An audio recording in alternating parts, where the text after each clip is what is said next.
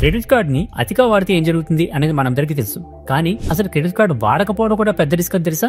RBI directives ప్రకారం ఎవరైనా ఒక వ్యక్తి క్రెడిట్ కార్డు తీసుకుని దాన్ని సంవత్సరం పాటు వాడకుండా ఉంటే ఆ బ్యాంకు ఆ క్రెడిట్ కార్డ్ ని డీయాక్టివేట్ చేసేటువంటి అధికారం ఆర్బీఐ బ్యాంకులకు ఇచ్చిందనమాట. సింపుల్ గా బ్యాంక్ మీకు ఒక నోటీస్ ఇస్తుంది, ఒక 30 days టైం ఇస్తుంది రెస్పాండ్ అవడానికి. మీరు కనుక రెస్పాండ్ అవ్వకపోతే ఆ కార్డ్ అయితే డీయాక్టివేట్ అయిపోతుంది అనమాట. ఓకే, డీయాక్టివేట్ అయితే అవనివ్వండి, ఎందుకంటే నేను అలాగే దాన్ని వాడటం లేదు కదా అని అంటారా? ఇక్కడే పెద్ద రిస్క్ ఉంది. ఎప్పుడైతే మీరు వాడటం లేదో మీ ఓవరాల్ క్రెడిట్ లిమిట్ ఉంటుంది కదా కార్డులో, ఆ లిమిట్ ని ఆటోమేటిక్ గా బ్యాంక్ అయితే తగ్గించేస్తుంది అనమాట.